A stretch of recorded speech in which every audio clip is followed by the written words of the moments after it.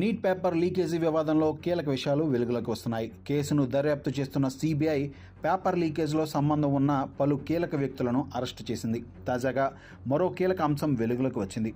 Neat UG 2026 paper leakage Rajasthan జైపూర్లో జరిగినట్లుగా గుర్తించారు.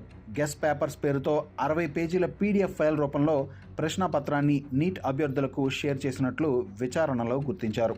గెస్ పేపర్ పరిశీలనలో ఆశ్చర్యకరమైన విషయాలు వెల్లడయ్యాయి. 60 పేజీల పూర్తి డాక్యుమెంట్ ఫైల్ పూర్తిగా చేతితో రాసినట్లుగా గుర్తించారు.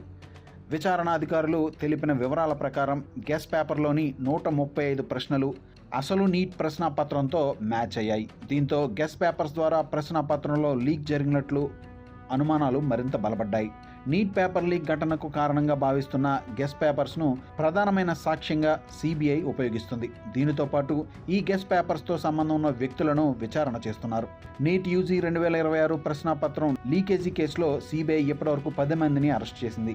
సోమవారం Renukai chemistry classes founder Shivraj రఘునాథ్ను సిబిఐ అదుపులోకి తీసుకుంది. అయితే ఆర్సిసి ఇన్స్టిట్యూట్ నిర్వహించిన మాక్ కెమిస్ట్రీ పేపర్ల నుండి నీట్ పరీక్షలో ఎన్ని ప్రశ్నలు వచ్చాయని అడుగుతూ ఉన్న ఒక వీడియో సోషల్ మీడియాలో వైరల్గా మారింది. దీంతో Shivraj Raghunath NEET paper leakage కేసులో చర్చనీయాంశమయ్యారు. కోచింగ్ సెంటర్ సప్లై చేసిన మోడల్ క్వశ్చన్ పేపర్స్కు ఈ కేసులో నిందితుడిగా ఉన్న కులకర్ణికి ఏవైనా సంబంధాలు ఉన్నాయా అనే కోణంలో దర్యాప్తు చేస్తున్నారు.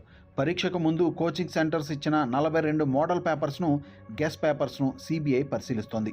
నీట్ యూజీ 2026 పేపర్ లీక్ వివాదం రాజస్థాన్లోని కోచింగ్ కేంద్రమైన సికార్లో మొదలైనట్లు సమాచారం. అక్కడ కోచింగ్ సెంటర్లో పనిచేసే ఒక టీచర్ పరీక్ష ప్రశ్నపత్రాలు ఎక్కువగా సర్క్యులేట్ అయిన ప్రశ్నపత్రాలను పరిశీలించడంతో ఈ విషయం వెలుగులోకి వచ్చింది. అయితే సిబిఐ అధికారులు నీట్ యూజీ ప్రశ్నాపత్రంలో కొంత భాగమే లీక్ జరిగిందా లేక ప్రశ్నాపత్రం తయారీలోనే ఈ లీక్ జరిగిందా అనే కోణంలో అధికారులు దర్యాప్తు చేస్తున్నారు. దీంతోపాటు లీకేజ్తో సంబంధం ఉన్న ఎంబీబీఎస్ స్టూడెంట్స్, కోచింగ్ తీసుకుంటున్న అభ్యర్థులు, హాస్టల్ నిర్వాహకులతో పాటు పలువురిని సిబిఐ అధికారులు ప్రత్యేకంగా విచారణ చేస్తున్నారు.